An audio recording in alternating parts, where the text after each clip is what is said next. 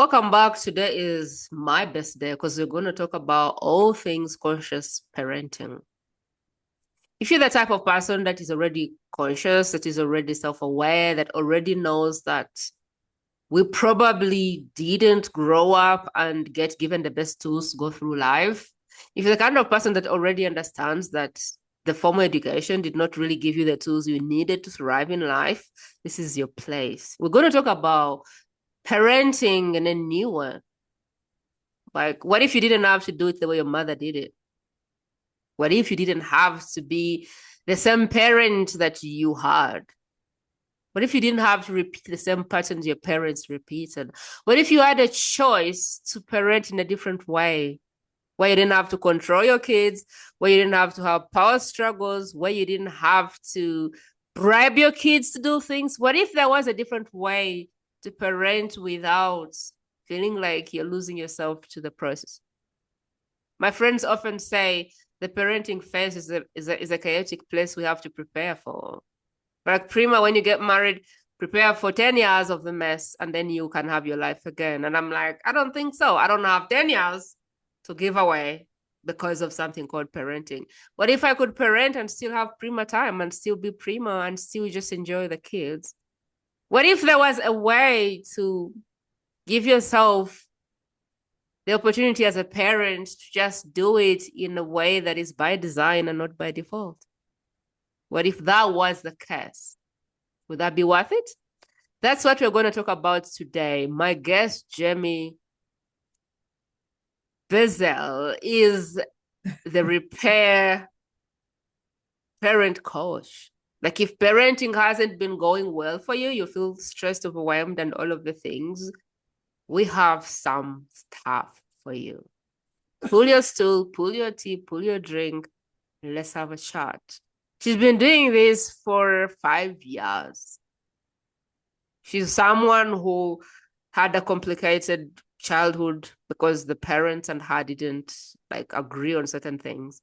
She's someone who's had to go through parenting as a broken child or someone who had real struggles with her parents.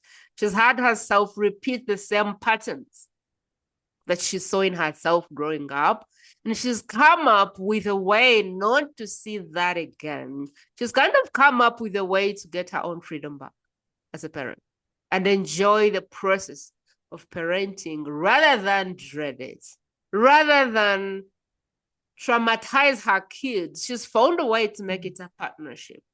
And so if this is worth for you, dig in, because today we're relearning from the tears, frustrations, and school of hard knocks for Jamie. That's what she's offering us. And I don't know if there is any other way that a guest can bless us than that. So let's dig in. Jamie, welcome to the Hello. show. I can't wait to Thank dig in. you. Thank you. What a beautiful opening. I appreciate that so much. What is it that we can add to that opening to make it such a no-brainer for the work you do? I want the listener to understand exactly what you do and how you do it and why it is such an important topic. I think the biggest thing, and when I became a parent, no one asked me, Mm. what kind of parent do you want to be? And I think this is a very important question. Mm. And it's one that I would venture to guess most of you listening have not been asked, and maybe you haven't even stopped to ask yourselves. And so when I sat back as I looked at my little toddler when he was 2 and put him on the stairs for his, I don't know, 30th time out, and realized that not only was he not learning anything from the timeout, but I felt awful and disconnected. What Mm. kind of parent do I want to be? And my parents terrified me as a child. I ran away from them emotionally. I lied to them. I hid my feelings from them. I feared them. I did not trust them. And I looked at my toddler sitting on those stairs in his diaper, so young, so tiny, so dependent on me, not understanding why he was on those stairs.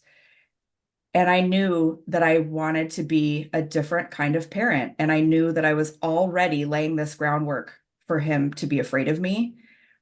And I just couldn't do it. And that would be the first question that I would ask myself to any of your listeners is just what kind of parent do you want to be? Mm, And what I decided in that moment was I wanted to be the kind of parent that my child runs to and not away from. mm. And I That think is this is really a good. very, yeah, Mm, I think it's critical. And the more I learned about brain development and, all the things, the more I learned that those critical years of childhood before they fly the nest and become their own people and have their own families, we don't get much time with them. mm, And relationship is everything. And this is where I place my value with my child. And this is what I coach to my clients. that's really good. What happens when, give me kind of the idea of what happens when I just stay in auto and I just, like my friends, they believe they need 5 years, 10 years, lost to parenting, lost to chaos, lost to these power struggles and all of Hmm. the friction. And hopefully they'll get their life back 10 years later. But I've challenged them like, so do you have a contract that you're going to be around 10 years later? Like, Hmm. what if you actually die in the second or Hmm. third year? Then what? Is this all? Like, is this your life? Like, is this all? So, like, what would you say to someone who is wrapped around the idea of I don't even know there's better. Like I didn't know. Like I thought it was this power struggle of me yelling at my kids, of Hmm. me bribing my kids. Like it was this Hmm. chaos of Hmm. let's do this parenting thing. Who knows what will happen tomorrow? Like what would you open with as words of like, okay, this is Hmm. how to kind of look at things and this is Yeah, what is possible for you. And if you're interested in these choices, let's keep talking. sure. Yeah, I think the first thing that I would say is that that's not your fault and that Mm, we have been really conditioned in this society to believe that children mm, are bad. mm, Think about how we discipline and the way that we respond to what we perceive to be poor behaviors.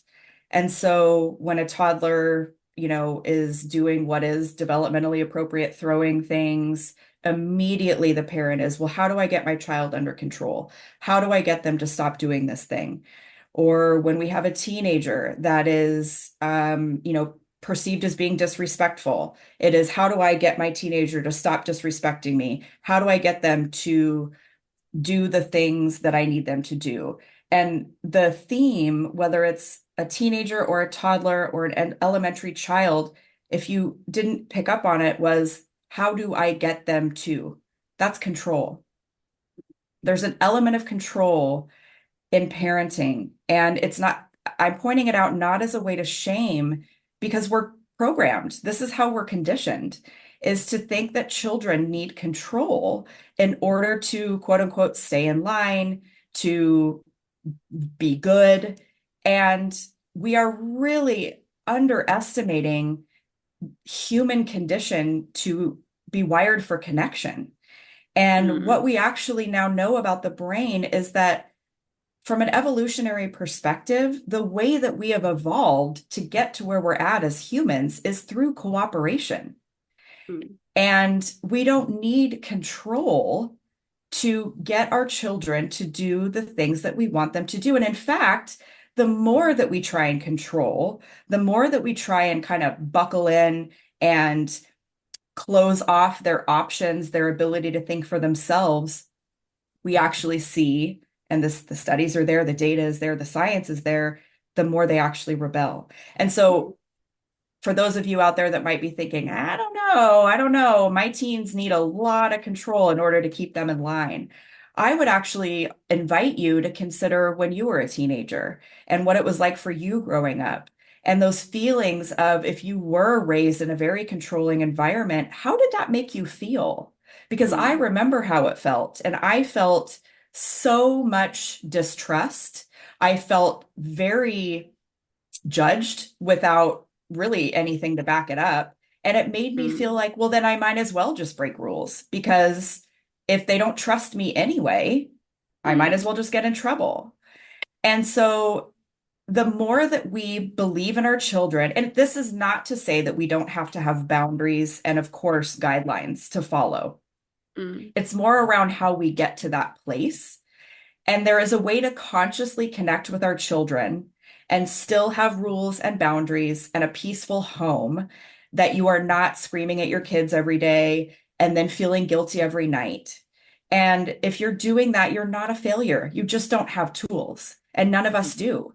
We're given this baby, we're sent home from the hospital, and everybody just kind of says, good luck to you. And when you don't have the tools that you need to succeed, just like in business, just like in sports, just like in fitness, you mm, hire a coach. And with mm, parenting, it's no different. And I was not given any tools. So when I was sent home with my baby, I started to resort to the things that I did growing up or had experienced growing up because I didn't know any better. And mm, this is what happens. We repeat the things that we know when we don't know any better. mm. This is so good. I am just here wondering, our parents did what they did with the tools they had. They did their best with what they had. And I Hmm. think I've heard you Hmm. say that our parents did their best with what they had. But the world Yes. has changed, and there's a lot of noise, Yes. and there's a lot of exposure for the kids, and there's a lot of influence, and there's a lot of Mm. influencers, and the kids Hmm. have internet, and oh Hmm. my God, it is now like I can't imagine trying to use what my mom used to parent me because it would never work. And we're trying to use the Hmm. same tools that mom used, our mothers used in today's world, which is Right. much more complicated. But my question to you is, how is this possible? How is such a level of freedom and peace and surrender possible? Like if I was listening in and I needed to cage my kids some days, and that's how kind of I was doing it the military way. Mom has woken up, Hmm. hide the phone, hide whatever the thing you're doing. Sure. What is that process of coming around to the flexibility? Because what I'm feeling right now is sending my kids to the rehabilitation center with your Yeah. method, which you're saying, I feel like my kids will be dragging or whatever. They'll No. be out of Yeah. control. That's how I Right. think. Like I can't Sure. possibly breathe and have a teenager who is not pregnant. That's how I'm Right. thinking. Yeah. Right. Yeah, and that's fair. And it actually makes sense that you feel that way because, again, we are conditioned in our society to think that if we're not controlling our kids, they're going to go crazy. And again, I am not saying that we don't have boundaries and I'm not saying we don't have rules. My son has a lot of boundaries and a lot of rules. And it's the way that we communicate them and it's the way that we allow our children to have feelings around those boundaries. So, what's different about a conscious parenting model versus the more traditional kind of power Mm, authoritarian model that a lot of us that are listening today are probably more familiar with isn't that the rules go out the window. And this is very much up right now in social media. There's this whole movement against quote unquote gentle parenting, that it's too permissive. And I agree that it can become very permissive when you don't have the tools to do it the mm, right way. Um, but what the conscious gentle parenting movement is rooted in is it's rooted in understanding developmentally where your child is at and mm, responding from those expectations of what to expect from your child at each developmental stage. So, what does mm, that look like when I say that? Well, mm, as an example, if I have a 7-year-old, I'm going to use seven because my son is 7, mhm, and he's on a gaming device. I'm going to use games and devices because this is up for every single age group, right? So he mm, has a Nintendo Switch, and he has a time limit on it. So when the time limit goes off, or when decide, or when we decide whatever that time limit is, we have a rule, which is 2 times, and then we step in to help him. So the power struggle would be, hey, buddy, it's time to get off your Switch. And he doesn't mhm, get off the Switch. Hey, buddy, I said it's time to get off your Switch. He doesn't get off the Switch. Now I'm upset. I've asked him twice. He's not listening.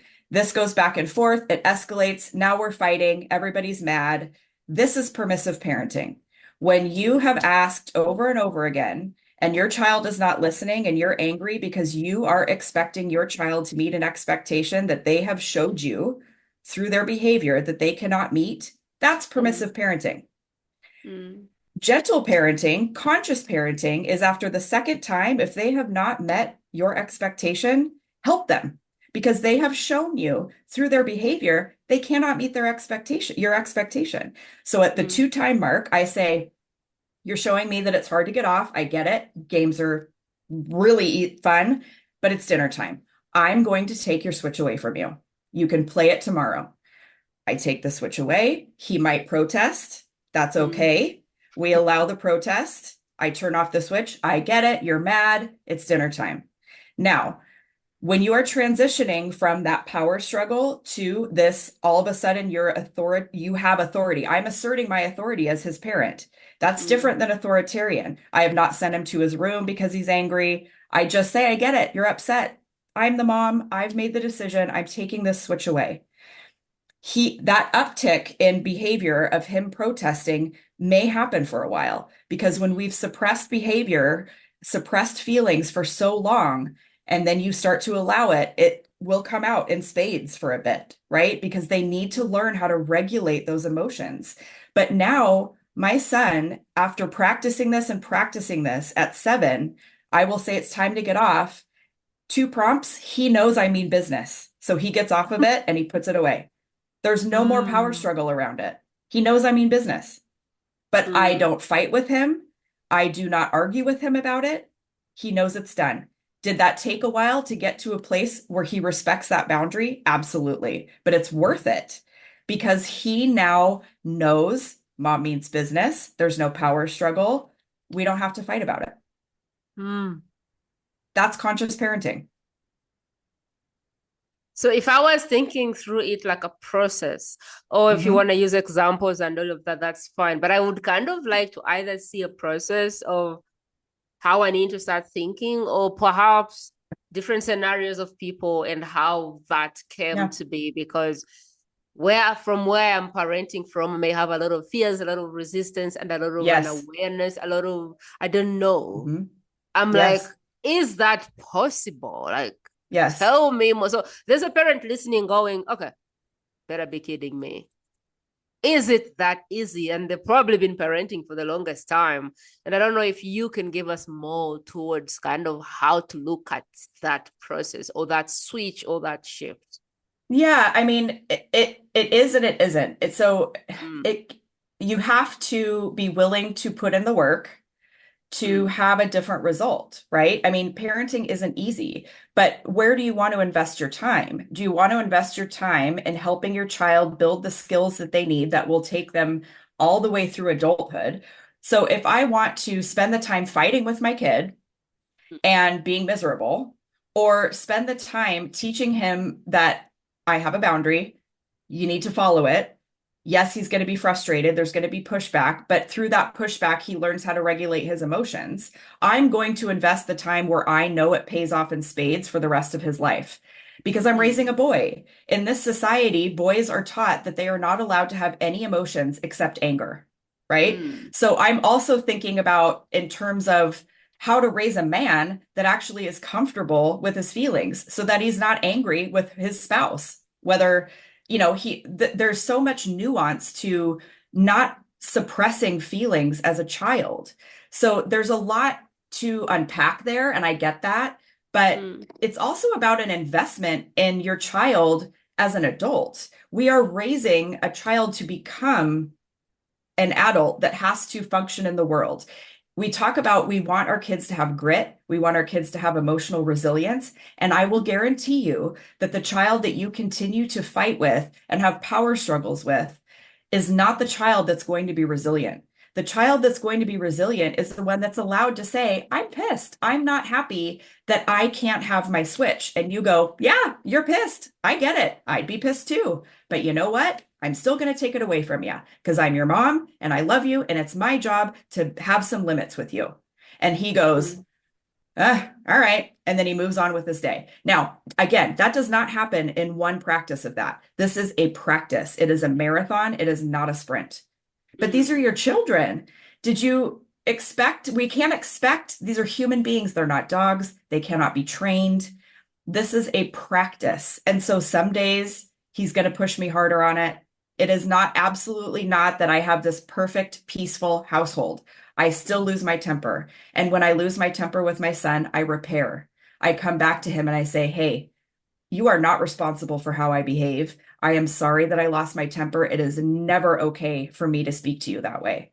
Because that's also what is gentle, conscious parenting. It's rooted in the fact that even though my son may only be 7 and I'm 46, we are, in terms of equity, human beings. And I give him the same equitability of being a human being. He deserves the same level of respect in this home that I do.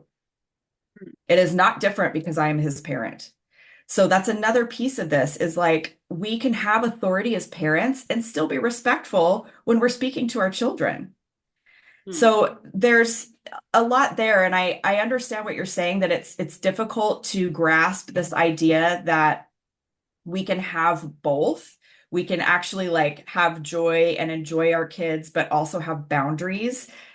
But I know that it's possible because it is in my home every single day. And I know that mm, it's possible because before, when I didn't do it that way, before when I hadn't gotten coached on this myself, and my husband and I would battle over this, and he was so resistant to it, he got coached on it, and it completely shifted his perspective. And it changed our entire communication process around our son. And now our son is a completely different child. mm. He is happier, he's more regulated, he communicates better. It really does have this trickle effect of this freedom to be able to speak his mind. He's not afraid of us. He says how he feels. And that to me is worth its weight in gold because this will affect him for the rest of his life. This ability for him to be able to express himself. And of course, there's boundaries around how he expresses himself. But when he says it in a disrespectful way, instead of me saying, don't you speak to me that way, go to your room, I say, oof, I know you're upset, but I don't like how you said that to me. You want to try again? Doesn't that sound so much more calming and reassuring and coming from a place of love? But I'm still setting a boundary that I don't want him to speak to me that way.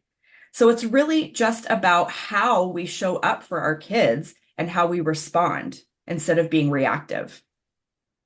Hey, Jeremy, so far you've given me like a bag, like a rucksack. I want to call it like the mom's toolkit. And I'm putting things in, spanner, everything. And I'm like, okay, I'm ready to go try this thing.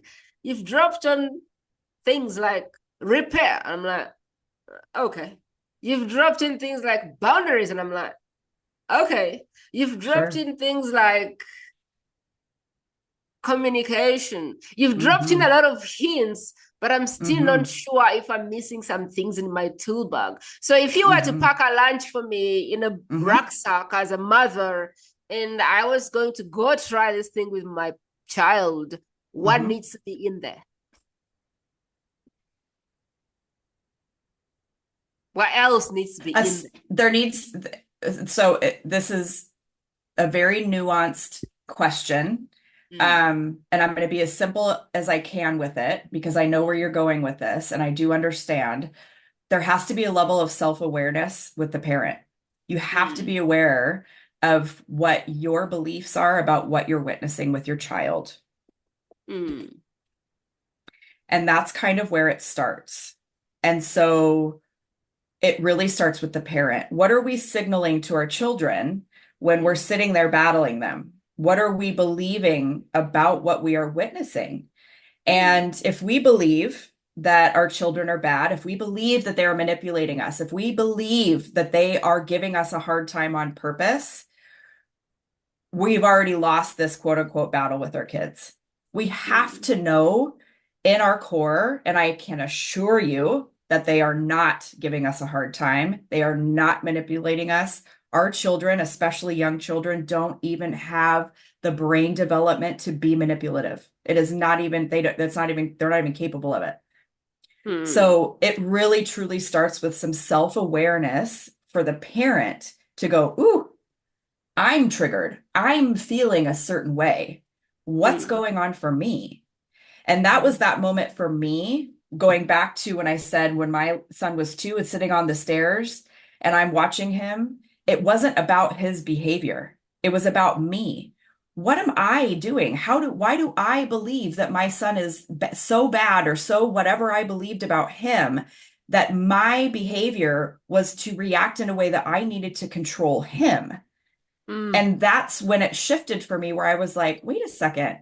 He's 2. He has 2 years on this planet. I'm the one that has all of the control and the authority. Maybe this has nothing to do with him. And so mm, I think the first thing that I would stick in my backpack is what's going on for me? mm. What do I need to deal with? Yep. What do I need to deal with? And Mm, that's what made me realize how much of the way that we respond to our children, and even I would say in relationships in general, is coming from our own history, our own past, our own mm, beliefs, uh, what molded us to get to a place where I'm sitting in front of you right now today is mm, all it's it everything leads to this moment. And people ask me a lot, like, is it really that deep? Like, is it that deep? It is absolutely that deep. mm, And it's actually very interesting to me. And it's part of why I became a coach, is mm, because I've always been so fascinated by the human condition and, all the things like what makes you tick, what makes you you. This is what makes mm, us us. And when we can understand and make sense of where we came from, why we are the way that we are, this is why we operate the way that we do in the world. And of course, it is going to inform how we parent. And so, mm, again, it is not to shame past generations. It is not to shame yourself. We can hold two truths. So, there's another piece of this where parents have to kind of be able to not swallow it whole when they acknowledge that they've made mistakes.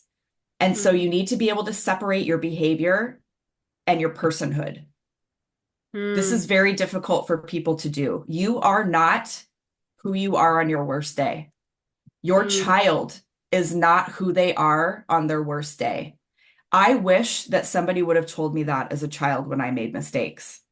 And this one chokes me up a lot because um, this is not something that was reinforced to me as a child. So, I made mistakes. I got in trouble.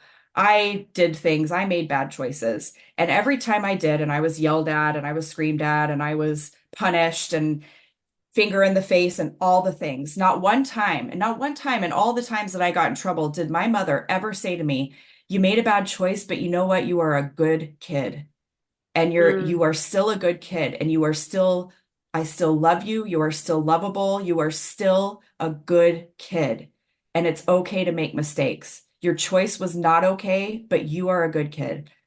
What ends up happening with that is as an adult, I would take a mistake and swallow it whole. And by swallowing it whole, what I mean was I could not tolerate making a mistake without believing that every part of me, my whole identity was caught up in that mistake. So if somebody mm, said you hurt my feelings, then I'm hurtful. I am a hurtful person. I'm bad. I'm all the things. So when we look at how we parent, you have to be able to separate, okay, I messed up with my kid. That does not make you a bad parent. You can mm, say, okay, I lost my temper with my child. That's it. Done. Repair and move on. It mm, doesn't make you a bad parent. Just like when your child makes a bad choice, that's it. They made a bad choice. They're still a good kid. They are still worthy of all of the love and the everything that they were worthy of 20 minutes before they shoplifted or they broke a window or they did the thing. And I mm, truly believe that the more we can separate behavior from personhood, the more we are instilling a beautiful sense of self. But it starts with us because how many times has any one of the listeners listening today, how many times have you, when your kid makes a mistake, gone, I am a failure as a parent. What have I done wrong? You haven't done anything wrong. They're human. You have not done a thing.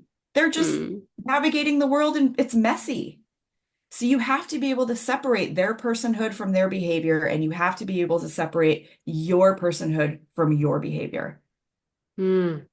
Is there more? Is there more?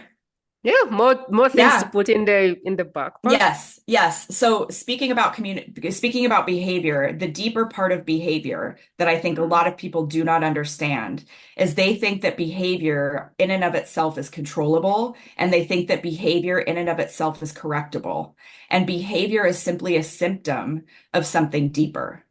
And so when you address a behavior as a symptom, meaning it's almost like medical care, right? So if I go in and I have like a rash and the Mm. doctor gives me a cream for my rash and I leave and the rash goes away because I have a cream, but then 6 weeks later I'm back in because the rash came back. And maybe there's an Mm. underlying allergy. If I don't fix the allergy, that rash is going to keep coming back. So behavior's the same. So if I have a child that's exhibiting a behavior and I correct the behavior, but then 6 weeks later, that behavior comes back or something else comes up, it's because there's an underlying need or feeling that is associated to that behavior. When we don't understand where that behavior is coming from and we just correct the surface behavior, we are not getting underneath what is going on. So, for every parent who witnesses a behavior with a child, get curious. That's something Mm. else. Curiosity. Slap that in your backpack. Curiosity. Curiosity will get you so much further in any relationship that you are in, and especially with your children. And so rather than when a child makes a, poor choice, why did you do that? What are you doing? What were you thinking? Gosh, Mhm. that's an interesting choice. How come you did that? Mm. And now, even just the way that it's said to me, if I'm a child, and the first way is terrifying, and I'm not going to want to say anything, I'd probably shut down and be like, I don't Mm. know, and I'd be terrified. The second way, I'm like, I don't know. Maybe it was this, or maybe it feels safer. Mm. It So invites me to curious, explore.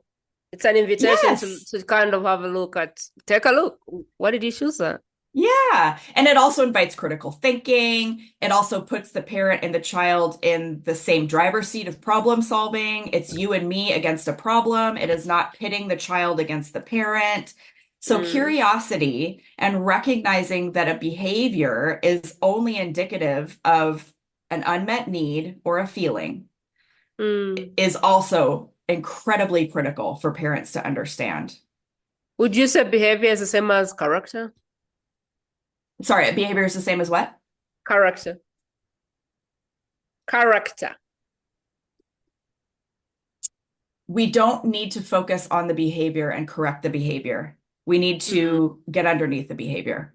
Correcting behavior is behaviorism, essentially. And this is why, like in schools, reward charts and having children do certain things to make certain changes at school usually only works for a short period of time. Behavior charts typically don't work because children do the best they can with the tools they have at the time, just like Mm. adults.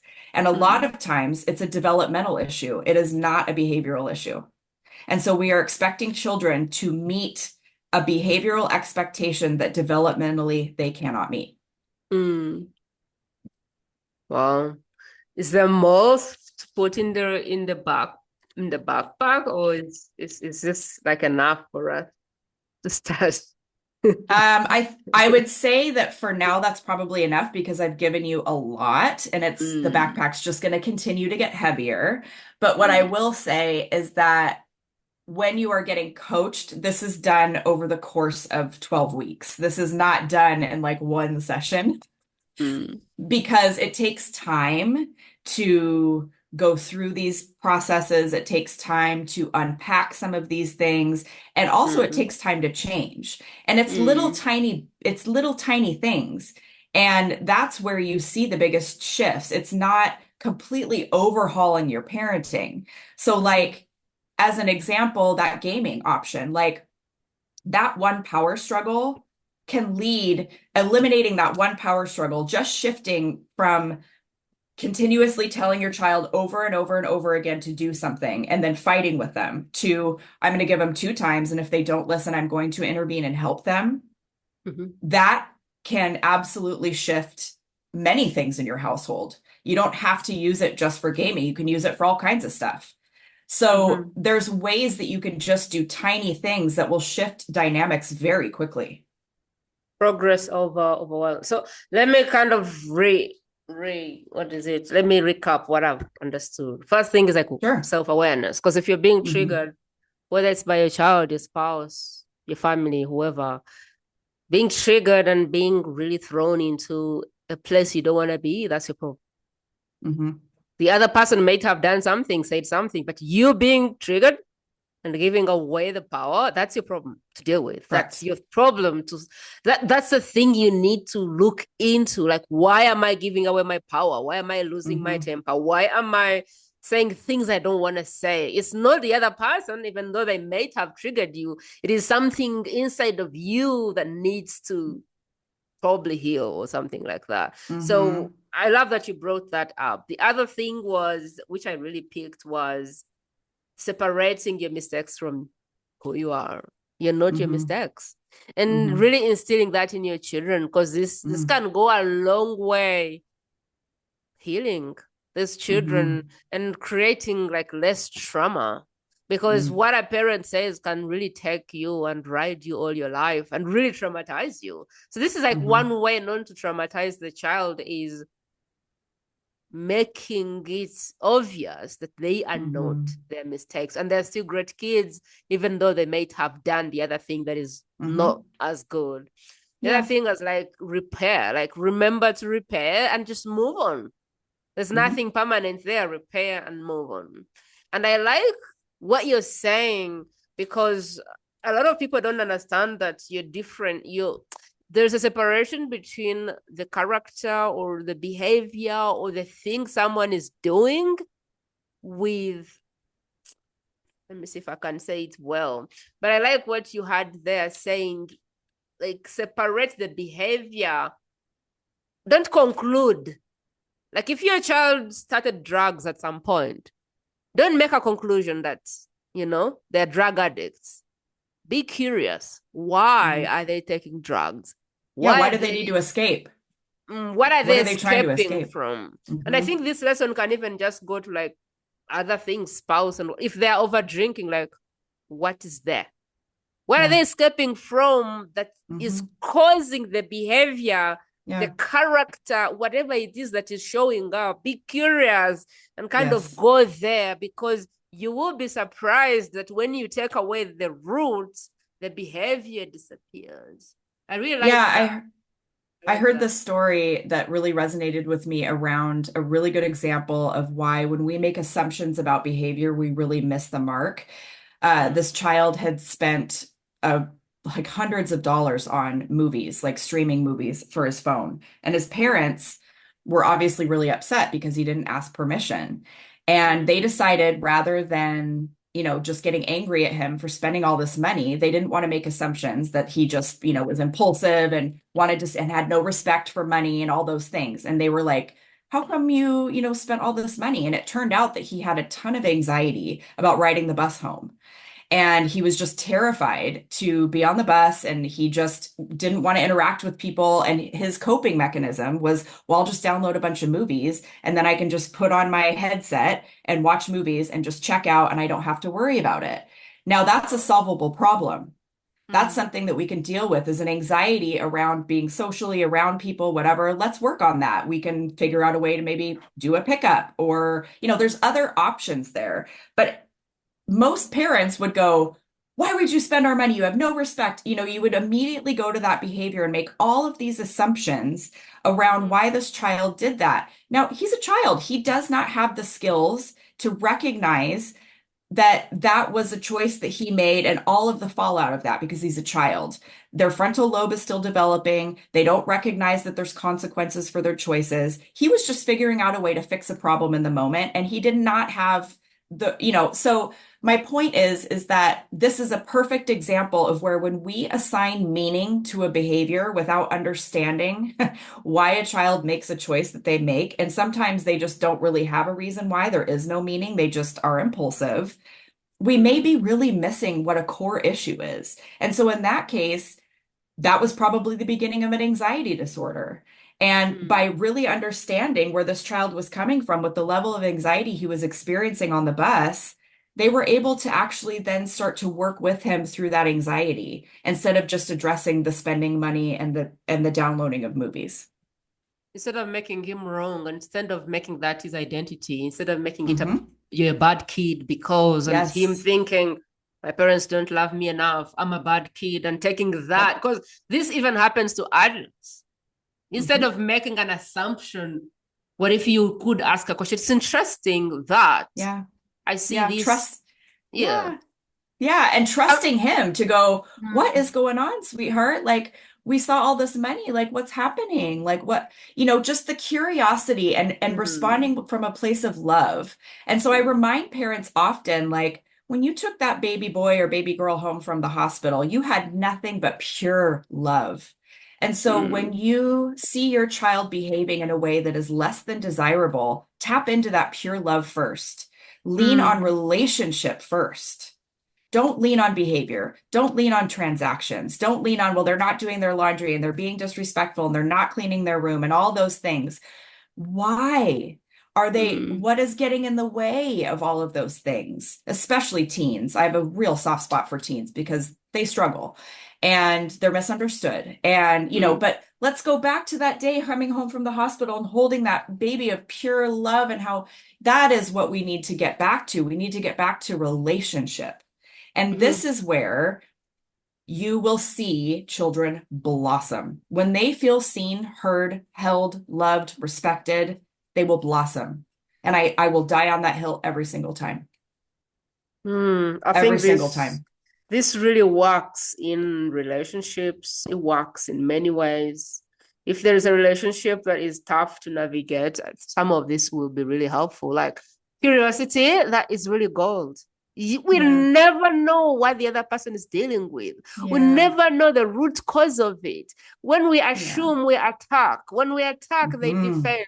When they Hmm. defend, now they need to be right. And there's no opening for healing. There's no opening for going Yes. deep because it's not Yes. safe, because it's a label, because it's, I Yes. really like this. You told me a story, and I really hope I remember properly, about a mother who had a complicated relationship With with her her son. son. Yes, Yeah. would you love to tell that story? I love this story. Yes. So I coached a mom who has two sons, and her older son and her really had gone through it. They had had a really contentious relationship for basically, he was 18 at the time that we started working together and was getting Mm, ready to enlist in the military. And he mm, still lived at home, but basically, they barely spoke to each other. He locked himself in his room and he was on games constantly. And that was about it. He came out to eat and then grab his food, go back into his room, shut his door. That was it. And mm, so when she came to me, she kind of had lost hope that they would even reconcile, that she had sort of convinced herself that once he deployed or enlisted, that he would be gone forever. mm, And so she really thought initially that this would be more around him and that I would be giving her tasks to bring to him mm, to help him work on things that he could be doing to help their relationship. And very quickly, she learned that this is parent centric and it's parent coaching. mm, And so a lot of the work was around her. I gave her one task to do that it actually had to do with him. And this is what it was. I said, go to his room every day, knock on his door. And at first, he may not even let you in, and that's okay. Don't give up. He's going to be gruff. He's going to be dismissive. He's got his walls up. His defenses are up. Don't buy into it. Don't take the bait. Just keep going back. Eventually, he's going to open the door and he's going to be grumpy and he's going to be annoyed because you're interrupting his games, and just anticipate all of the, mm, get away from me stuff that teens do. mm, And just say, I just wanted to say hi. Do you care if I come in and sit on your bed for a minute? And what I want you to commit to is if you can do it 2 minutes a day, every single day, just 2 minutes, 120 seconds. Once he lets you in that room, do not ask him about, did you do the dishes that I asked you to do? Don't talk to him about chores. Don't talk to him about transactions. Nothing. Just sit with your boy. Let him play his video games. Don't criticize him. Don't ask him about the game. Ask him, who are you playing with? What's the game? What's the point? Get into his world. So she was like, I don't see this going well, but okay. And so the first week, he, of course, was like, she'd knock on the door, what? And can I come in? I'm in the middle of a game. And she's like, okay. And so a couple days go by and she keeps trying, and she's like diminutive in size. She's this teensy human and he towers over her. So just you have to picture also the Mm, physical part of it. So mm, finally, I don't remember how many days it was, but within the first week, he finally opens the door, mostly because her persistence probably annoyed him. mm.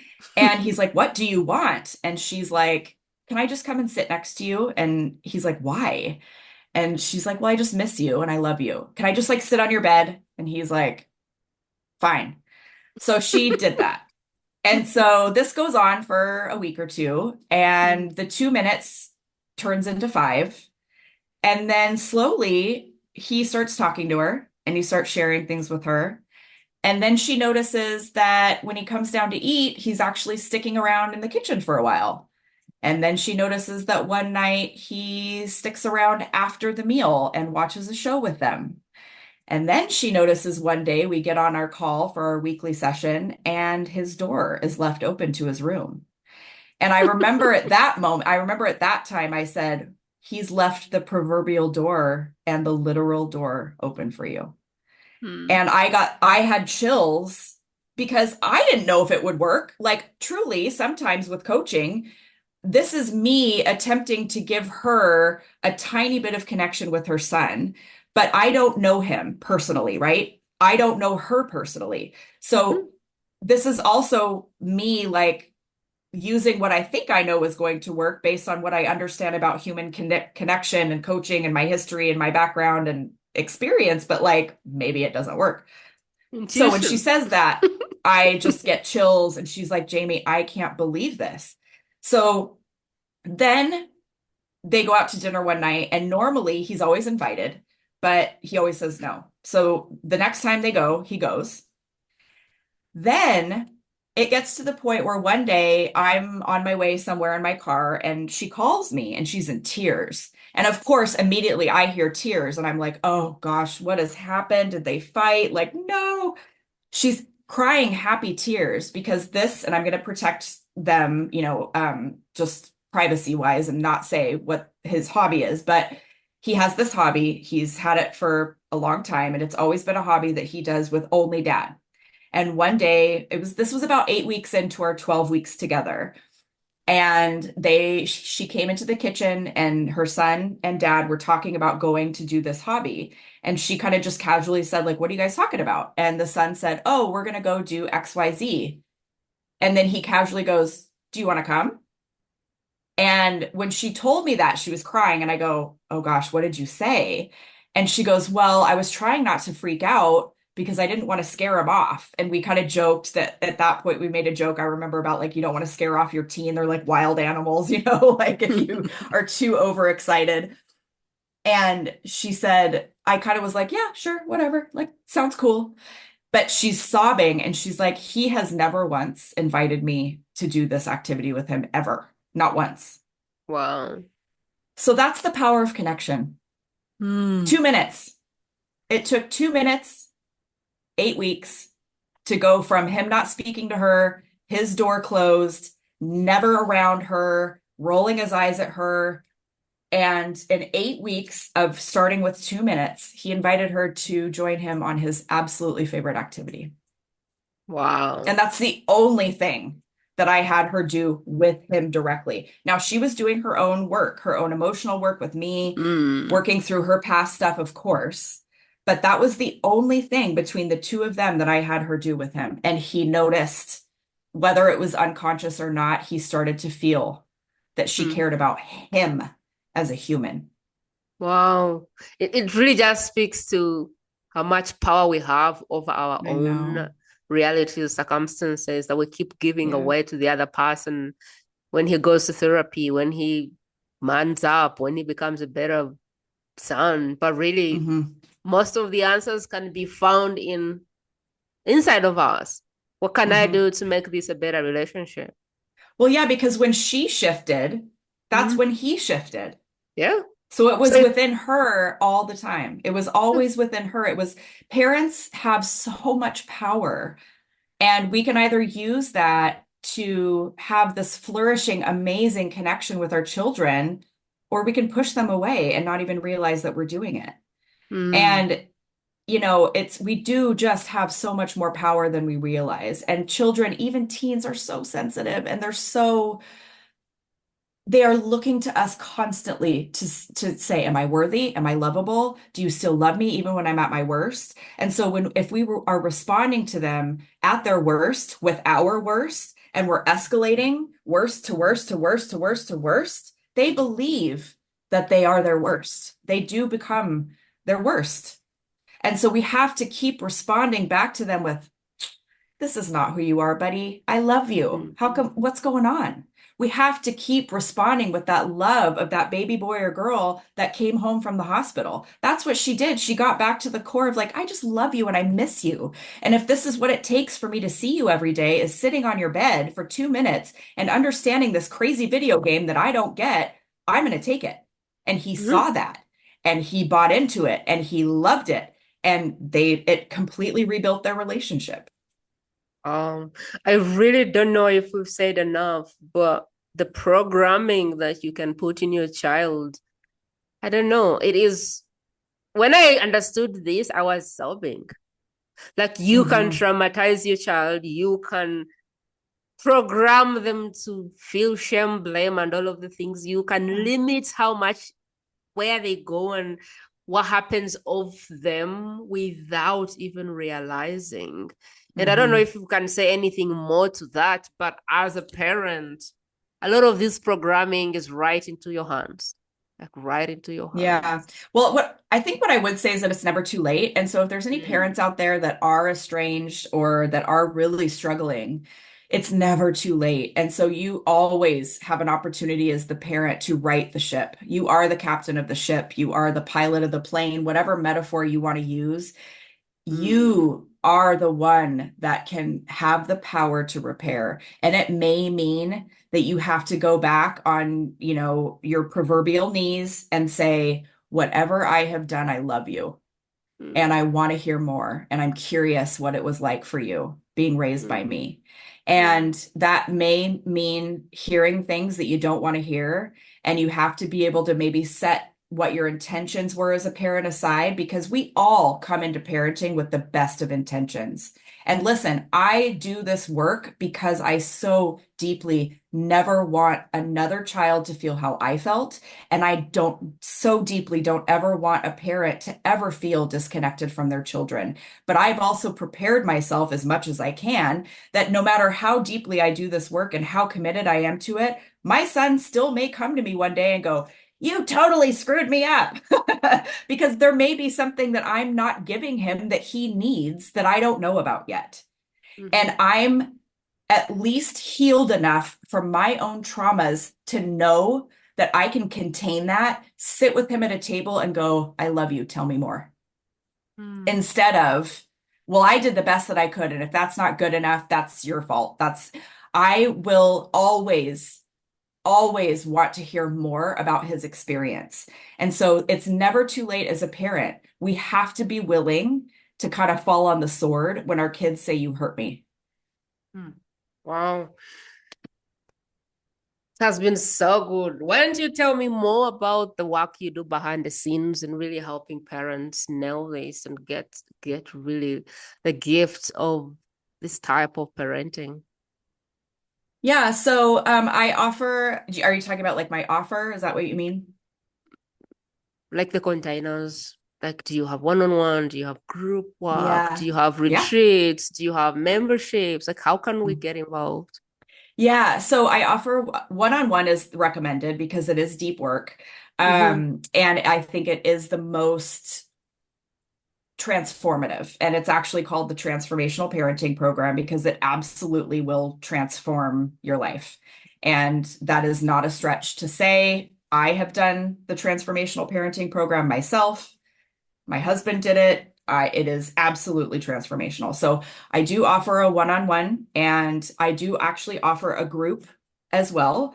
Some people really love knowing that there's other parents out there that will say, you know what, you're not alone. And I'm going through this too. And they just love that dynamic. And so I do also offer the transformational program in a group setting. Mm-hmm. And then for people that maybe want the transformational program but just don't have the 12 weeks, like they just want it condensed, I do have a shorter program that is the same 12-week kind of meat, but it's just in 10 weeks. So it's just a shorter, and then the sessions are a bit longer. So instead of being, between 50 and 75 minutes, they're 75 to 90 minutes. And so Mm. just expect that they're just going to be a little bit longer. And then they're all virtual because I want to be able to serve everybody.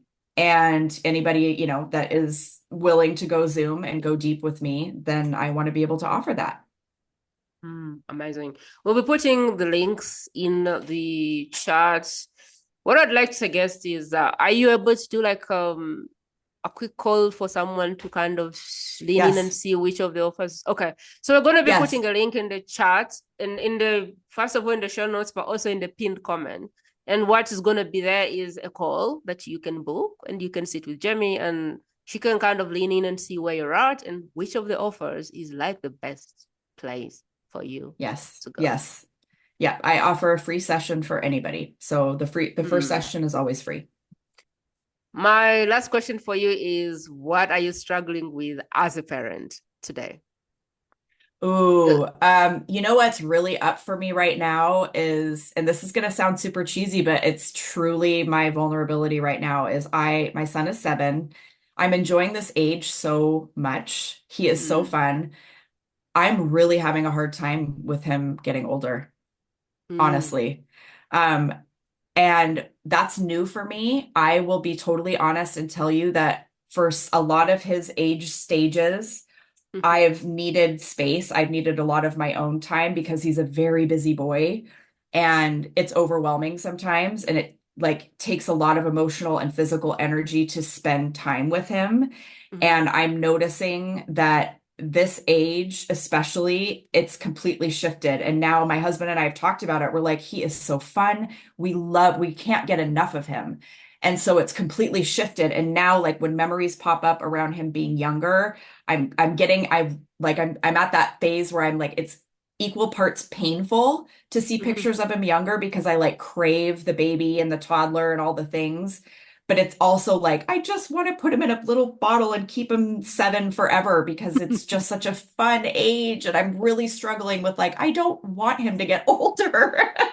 I really don't. Like, I can't imagine him being 14 and 21 and leaving. And, it's very much up for me right now. And I can't stop time. And I wish I could. I really do. That's honestly my biggest struggle. We have a great vibe right now. And I have to say that, yeah, that's the hardest thing for me right now. I don't have children, but I know we want children. My husband loves kids like nothing.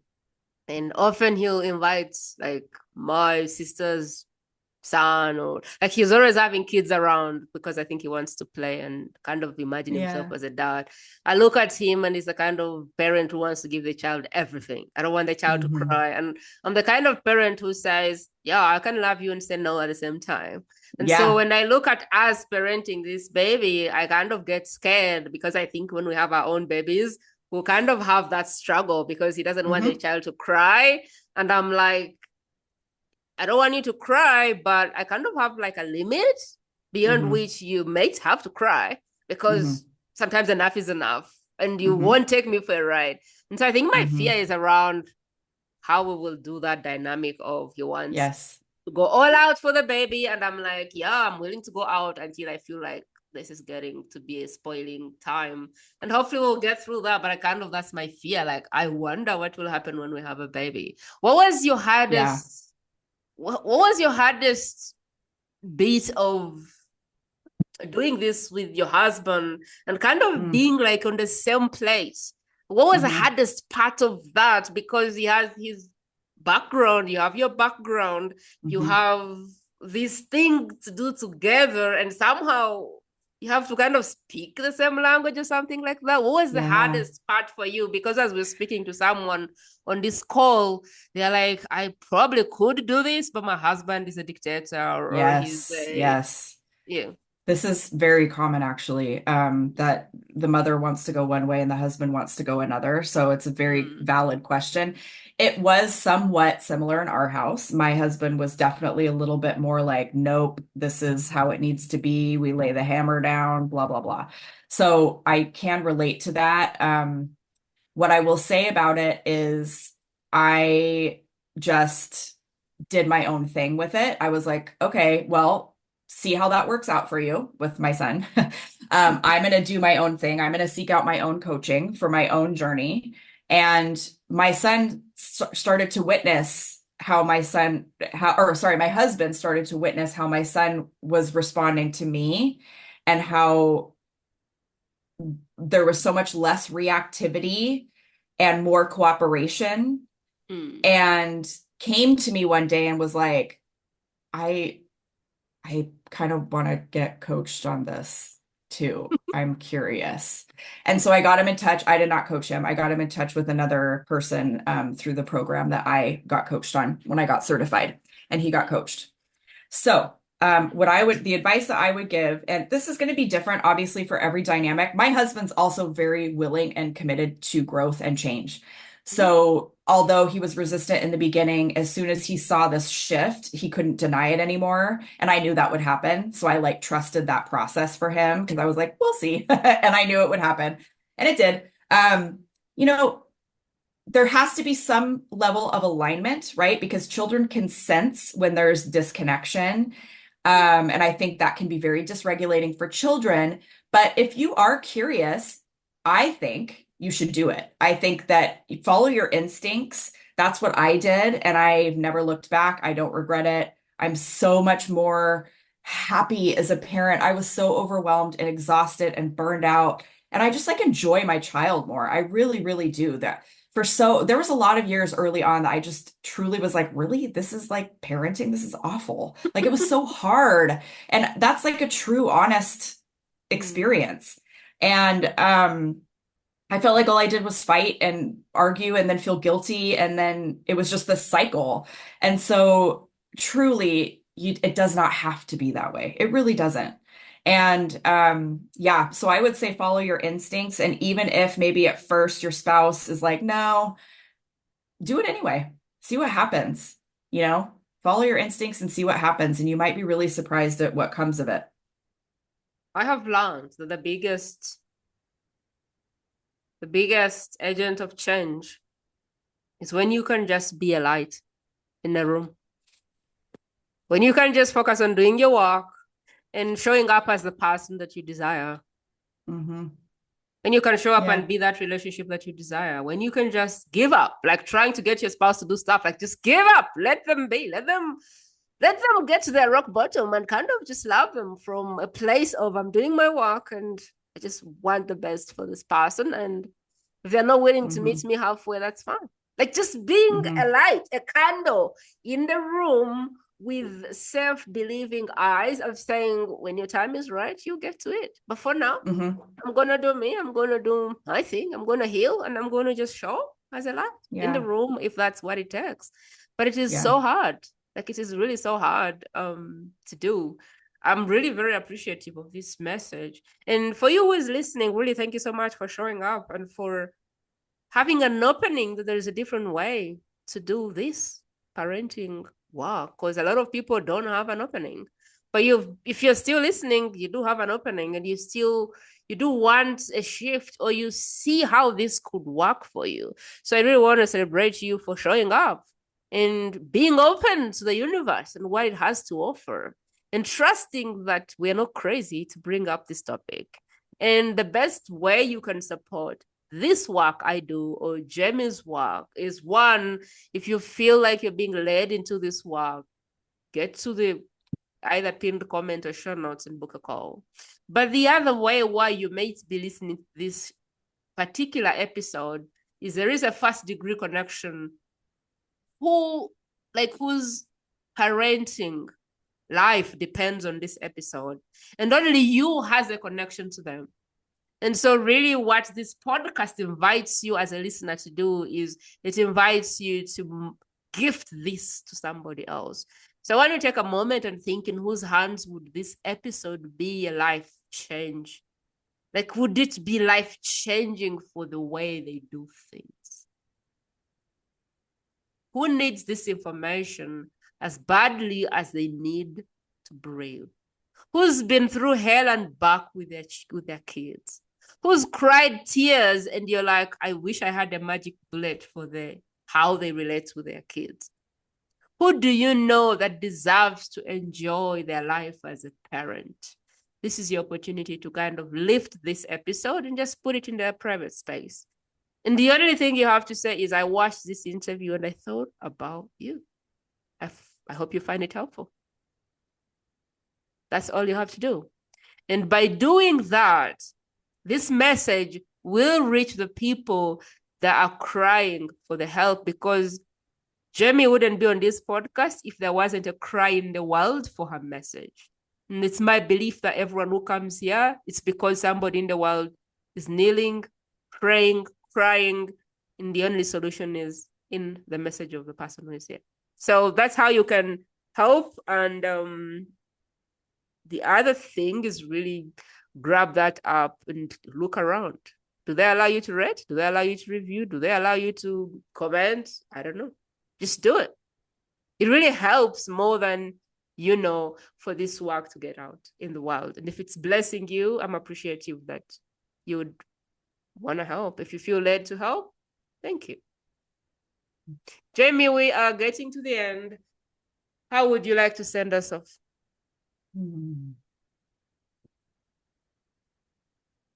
With, I think, a message of hope.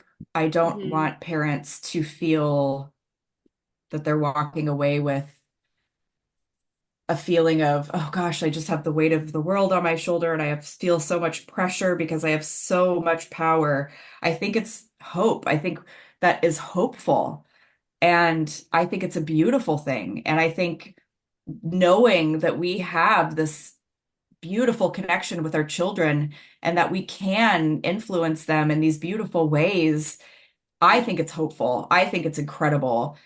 There's nothing else like it. The parent-child connection, it is primal.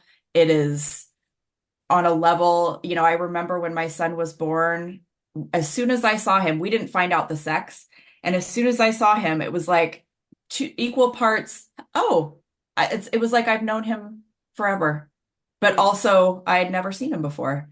And I don't want to ever lose that with him, no matter where he ends up in the world, no matter what he does. That child should always know that he is loved, that he is supported, that he is beautiful and unique and perfect, just like every child deserves to feel. And I know that every parent listening to this wants their kid to feel the same. And that's truly the message of hope, is that when we shift, our children shift. And one generation of parents who shift the way they think about their kids and shift how they communicate with their children, I truly believe will change the world. That's really what I believe, to my core. I believe the most influential relationship is one with your parent. Like, it's one Absolutely. of those really influential. And so if there is anyone who can help your child, it's you. If there's anyone who can encourage them to change, it's you. If there's anyone who can help them heal, it's you. And you might as well use that to your advantage instead of sending them to the world and hoping all goes well. And it's never really too late, as Jamie said, it's never too start late. this relationship. Doesn't matter how old they are.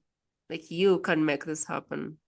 Jamie, we really appreciate your time. We celebrate all of the years you spent in the wilderness, gathering all these things and using your tears and frustration and building these blocks so that this moment could turn out the way it's turned out, because I know that it's the tears, it's the mistakes, it's the frustrations, it's the fights that have added up to this nice way of looking at the world and seeking to be a better parent. And so we really want to celebrate you. Because of you, we don't know how many parents will choose to step up and heal this relationship and change the world.